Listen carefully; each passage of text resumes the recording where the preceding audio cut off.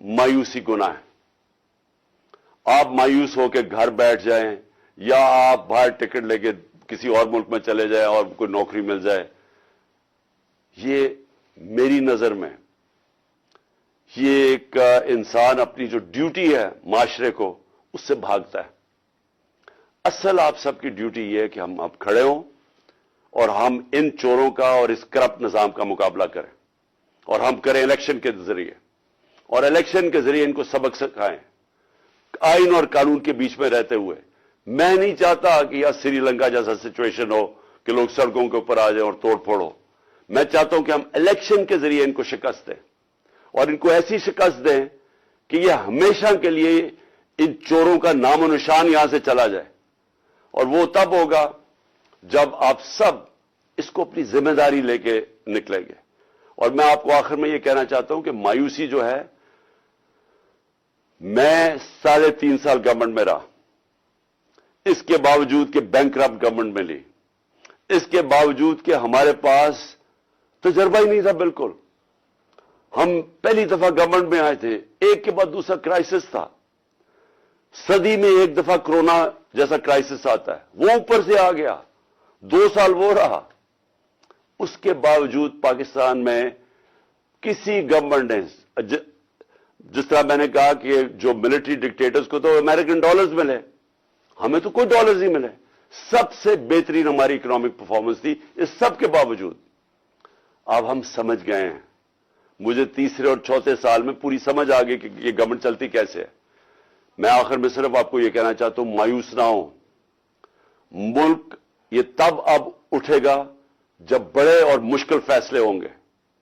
یہ مشکل فیصلے ان کے نہیں کہ قیمتیں بڑھاتے جاؤ اور کہو جی مشکل فیصلہ ہے. مشکل فیصلے کا مطلب ملک کے اداروں کو ری سٹرکچر کریں, اس ملک کے اندر انصاف قائم کریں, رول آف لا قائم کریں. اگر اللہ بھاری اکثریت دیتا ہے تو تب آپ یہ سب کچھ کر سکتے ہیں. اس ملک میں اصلاحات کر سکتے ہیں, ادارے ٹھیک کر سکتے ہیں. جو گورنمنٹ کیسے چلتی ہے, اتنی بڑی ہم نے گورنمنٹ بنا دی ہے اور وہ ہمیں آگے نکلنے نہیں دیتی. ہر جگہ رکاوٹیں بن گئی ہوئی ہے, اور وہ ہم نے کافی چینج بھی کیا.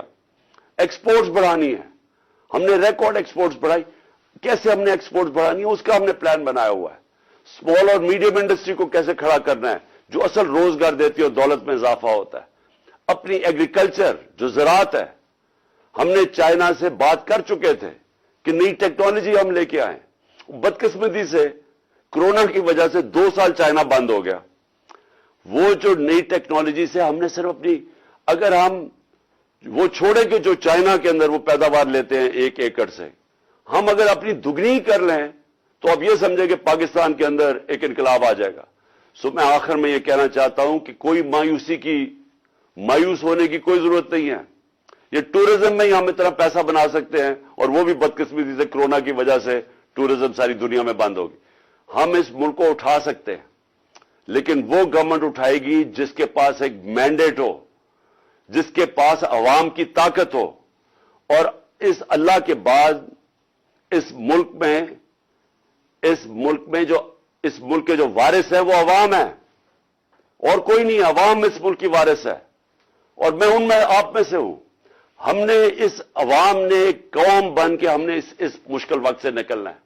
اور لیکن وہ نکلیں گے تب جب اس ملک کے اندر صاف اور شفاف الیکشن ہو, اور اس کے لیے ہماری اب جدوجہد جاری رہے گی.